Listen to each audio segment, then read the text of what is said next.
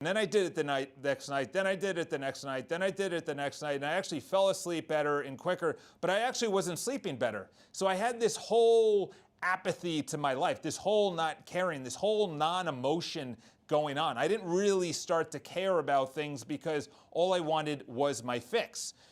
Spiritual but not religious, obviously that was starting to become my crux. I started to understand that maybe there is non-dualism, which is essentially Buddhism at its root, which is there is no God, you are God. The Dalai Lama just said, and I feel bad for his soul, he just said recently that he's looking to reincarnate and someone can take his spot or something along those lines, okay? That's not good, okay? You're leading millions astray. The Devil's Whisper, and is actually the same title of Ed Millett's book that I read about halfway through this, about 2.5 years ago. It was called Just One More. Just one more. That is the theme of an addiction. That is the theme of the devil. That's the devil's theme. One more. Don't worry about it. It's just one more drink. It's just one more hit. It's just one more piece of bread, one more piece of food. It's one more hour to sleep in. It's just one more story to watch. It's just one more show to watch. It's just one more Bravo show to watch. Whatever the case is, that is the devil right there. The devil just wants you to think it is just one more. It's just one more. Ed Millett, his father, who went through alcoholism and then came back from it, said tomorrow is just one more day of being sober. Today, just one more day of being sober. His theme was actually flipped upside down. And the voice was a whisper. It was a whisper that I obeyed for years. And what's the whisper in your ear that you've been obeying for weeks or months? Not going to confession, not going to the church, not believing in the Eucharist, not actually going out on the limb and asking a girl out, or maybe saying, hey, listen, this Catholicism might be true, or this guy Jesus Christ actually may have existed, or this person that I actually don't know anything about actually has an entire book called the Bible that I should start reading, or maybe I should start praying, maybe I should pick up something called the Rosary. Whatever the case is, what is that whisper that you're obeying that's keeping you enslaved, which is the breaking point, which is phase number 2. Phase number 2 is essentially where you have now tipped yourself unknowingly into the addiction. In the beginning, it's just a small whisper, but now it's a voice, and the voice is loud, and the voice is very persuasive. And the voice talks to you when you're during the day and it's looking forward to the sin now.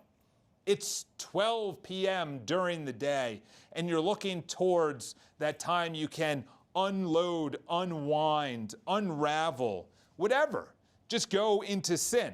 You're now hearing the voice, which is not of God, and now the addiction has taken its root. It's now planted thoroughly where you can't just pull it out and you can't just shovel it. This is deep. You need machinery for this addiction now, okay? It's the same show you can't wait for every Monday at this exact time. Am I saying one show at one time is bad? No. But how does that one show every single Monday or Tuesday for 2.5 to 3 hours affect your whole week?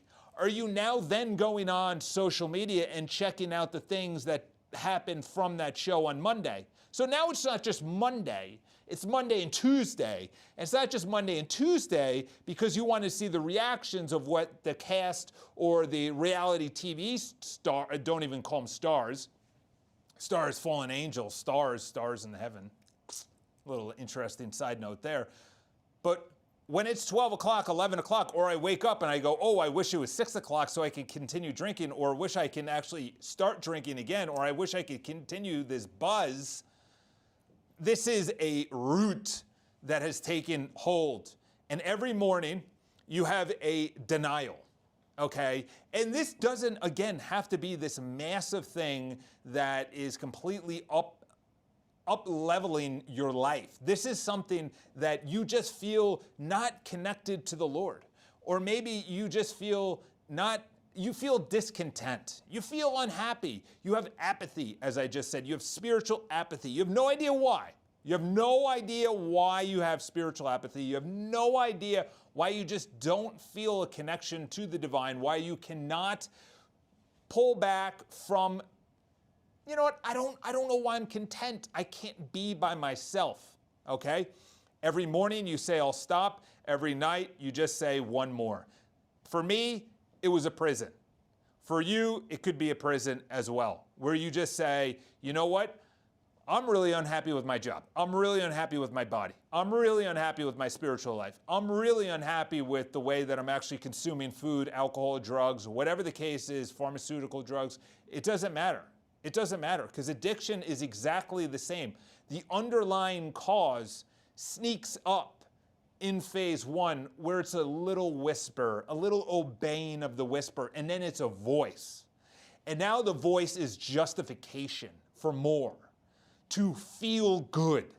So it's not even a justification, you don't know why, but it's a justification to feel good away from your sorrows in which your present state has put you. Again, we think, and I thought, that the drinking was my freedom. Think about that for a second. I thought that the drinking was my freedom, when in fact the drinking was the prison in which I couldn't unshackle my hands, or my mind, or my body from. Okay? This is very serious, because this is deeper than anything else. When you start talking about your soul, we're talking about eternity right now. We're talking about not going to confession, not praying, not believing in the Eucharist, not actually going to church at all, let alone that you are now actively turning your face and your body away from God towards your sin and justifying the sin knowingly now.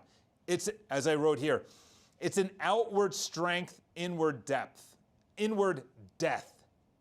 You don't know why this is the way it is in the beginning, but you now know this is the way it is when you're in it. It's a small interior death that nobody probably knows. Maybe if you have a spouse, they may know. There's something going on for the last year. There's something going on that they're addicted to something. They can't unravel themselves from something. I don't know what it is. I don't know what it is, but it could be overspending. It could be debt.